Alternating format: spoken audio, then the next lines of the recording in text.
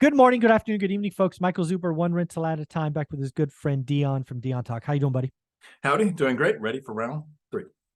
Yeah, so what we're gonna do in round three is I'm gonna show you a spreadsheet that I actually updated live, and the video went live at 11 a.m. this morning. As you know, I've had my battles and frustrations from Reventure Consulting.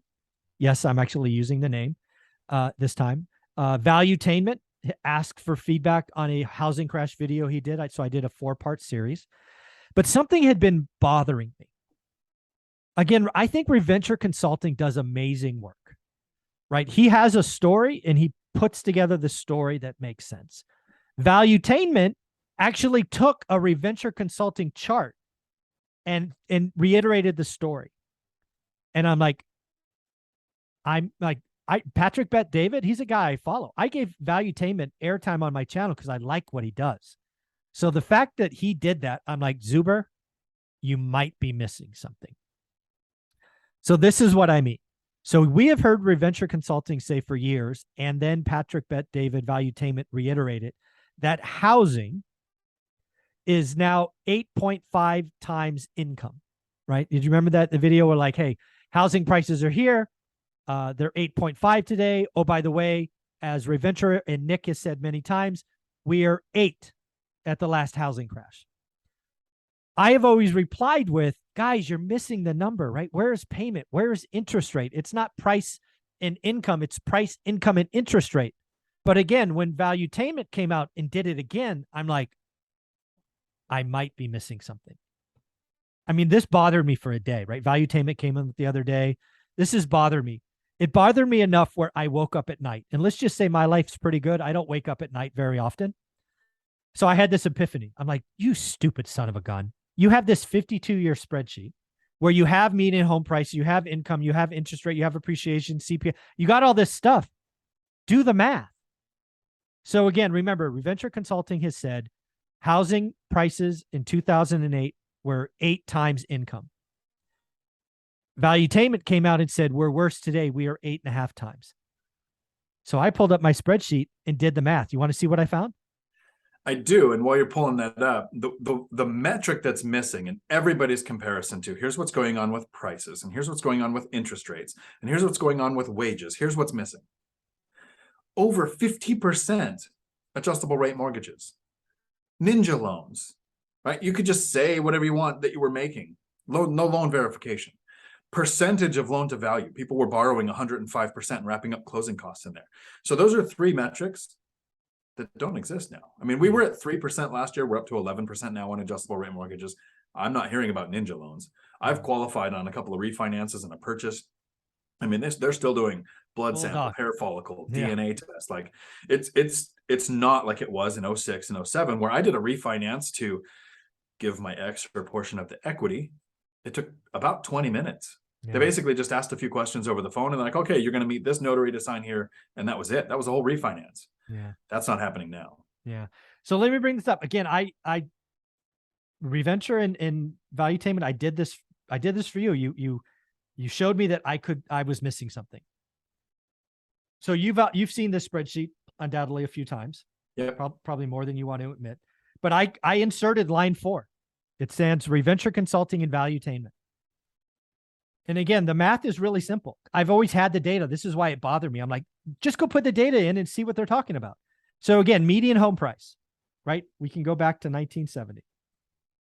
So median home price in 1970. And again, in case people think I've doctored these numbers up, I give you all the data sources. Don't argue with me. The data sources are here. Check them. If they're wrong, tell me. We'll get a new data source.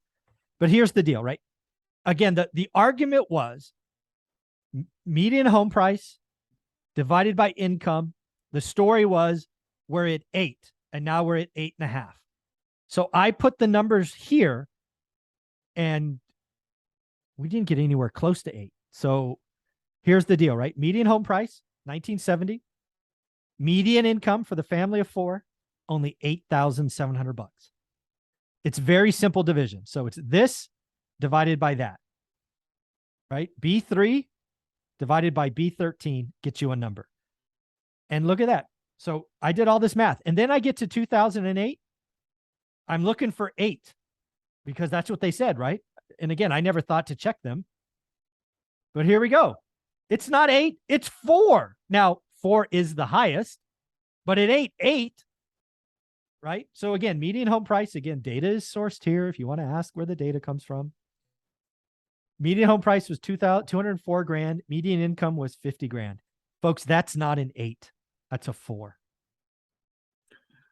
Well, that's something I really liked in one of Graham Stephan's recent videos. Yeah, yesterday's. Yep. He said somebody quoted this. Mm-hmm.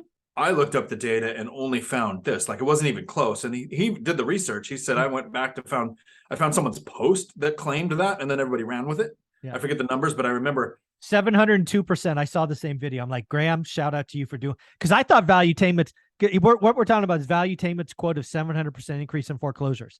Graham Stephan, I assumed that Valuetainment sourced it. Graham's like, I don't assume anything. I went and did the math. So here's the math. If somebody looked at a day where when you can't do foreclosures at all and took that number, and then 3 days after that was lifted, looked at how many were filed, yeah, you could probably find more than 700% in a couple of days with very limited, very small number data. But that's not how the world works. No, yeah, it's intellectually dishonest. It just is. So again, I did this math. Median home price, median family income is not 8, it's 4. I'm not making a claim that 4 is bad or good. I'm not making that claim. I'm just saying, here's the math. And then interestingly enough, you get back to 2021, which is the last year I have full year data. It's the highest ever. But here's my point. It's the highest ever in 2021, which tells me it's an irrelevant number because interest rates were the lowest ever. Folks, this just reiterates, it's not price, it's not income, it's price, income, and rate. That is what all of this, it's the payment, folks. A lot of people that are trying to use fear to get views talk about how interest rates impact buying power, but only when it's negative. Yeah. They don't talk about how lower rates increase your buying power. Yeah. And then I did the average, folks, just so you know, the average is 3.3 times. The average home price is 3.3. This is a 52-year average. Again, just for what it's worth. But again, we're high in 2021. But again, rates, let me ask you this. Who wouldn't want to buy a home in 2021 with rates under 3%? I mean, everybody would love to go back in time. And that's why people calling for a housing crash in 2020 and 2021 really hurt people. And then the other thing, since I have you, again, Patrick Bet David was talking about high interest rates, remember? And that's going to cause a crash. You remember that in the video? Yep. So here it is, folks. And again, Patrick Bet David showed you the chart. Here it is. 30-year mortgage rates, line 8. Starts here at 8%, gets really, really high in 81, 16. Oh my God, it's really high. Prices are going to fall. Well, Patrick, that's not what happened. Home appreciation never went negative. It got really low in 83, but it never went negative. You know what crashed, Dion? Transactions. Went from 800 to 400 new, went from 4 million to 2 million. We had a 50% housing crash in transactions. We had 0 price deterioration. Pretty crazy, huh? Which is what we're seeing now. And one of the big differences now is we have social media and YouTube University to get the information out. So a lot of people that weren't investing and don't look at historical data just hear numbers and now go, well, of course, that's why I'm not going to buy. I'm going to wait a year. I'm going to wait 6 months. Yeah. Sometimes I hear numbers from channels and I just assumed they're right because I would never put out a number that I didn't source and check. So I always assumed this 8 number from 2008. I thought I actually did this live, and there's a video coming at 11 o'clock where I changed my spreadsheet because I expected 2008 to be 8. You know, part of me thought it would be 7.8 or 7.7, right? It would round to 8. It was 4. I'm like, that's not even close to 8. What the heck is going on? So what we have is confirmation bias. There are a lot of people looking for a reason not to take action and to justify, I'm going to wait. And believe me, write this down. The longer you wait, the more you will pay. Absolutely. So when we say a number, we know detractors are going to attack. So we have to have the source. Where's you have it on your spreadsheet? Like literally, here's a list of all the data sources. Yeah. So it's not just us making up a number. If somebody says a number that supports the it's scary, don't do anything side, Most people don't check it. Yeah, I did. Patrick Bet David, 700%. It sounded logical to me. I'm like, well, yeah, right. He said, and the other thing I thought was really funny, 23,000 foreclosures, Dion, is supposed to be scary. What was 45,000 or something was like an average over several years? Well, here's the deal. The whole premise of the video was this is worse than 2008. That was the premise of the video. Folks, I invested through that crisis. We had 2.3 million foreclosures. So 23,000 foreclosures is exactly 1%. 1%. You're telling me that 23,000 is worse than 2008? 1%. Dude, it could double every year for a long time, and we won't get it. And then banks are doing the same thing, and fixed rate and equity. It's the foreclosure 700 was intellectually dishonest. It's just not.